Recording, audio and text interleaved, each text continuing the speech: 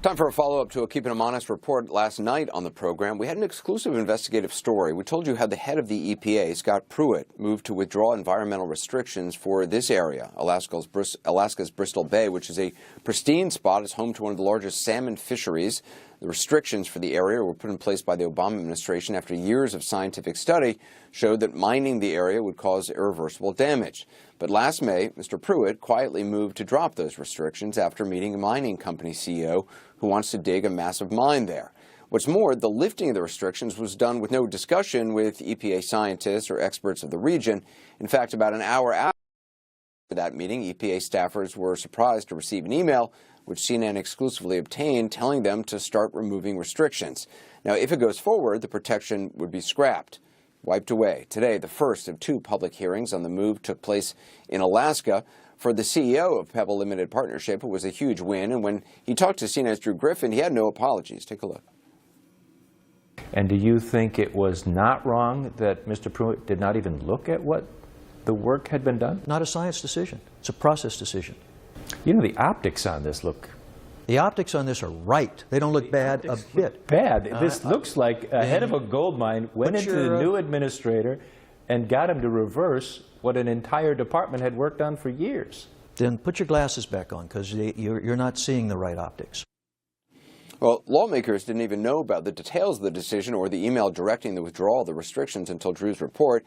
They do now. Some want answers, including the Democratic Senator from Washington, Maria Cantwell. She joins me now. Thanks so much for being with us, Senator. I'm wondering what your reaction was when you first found out about this and how you found out. I'm amazed. I found out from your story that they actually had an agreement the minute he walked out of his office. Look, the taxpayers of America demand that we have somebody in the federal agency that is supposed to protect the environment to be a fair process. And doing a sweetheart deal for a mining executive 5 minutes after he leaves your office is not the due process that taxpayers want. Were you surprised how quickly this whole thing seemed to go down? It was just a little more than an hour between when Secretary Pruitt met with this mining company CEO and when he issued the order to lift the restrictions. Well, it's appalling, and I can tell you that there are fishermen all up and down the West Coast, from Alaska all the way to California, who count on these fisheries for their jobs. And to think that you would make a decision about mixing toxins from a mine with headwaters of the largest salmon estuary in the world is just ridiculous, that somebody would even think that the science existed. So we went through a process over the last several years, 8 hearings, lots of scientific input that reached this decision. And to have him have a mining executive walk out of his office and minutes later, that's the only information he has and he makes this decision, is just appalling.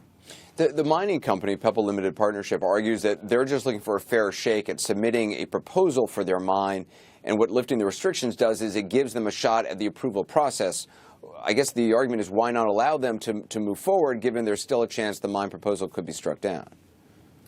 Because this was a process. So Mr. Pruitt is wasting taxpayer dollars. He's wasting money that a process took place, 8 hearings, lots of scientific review that basically said, why consider something that you know is too dangerous?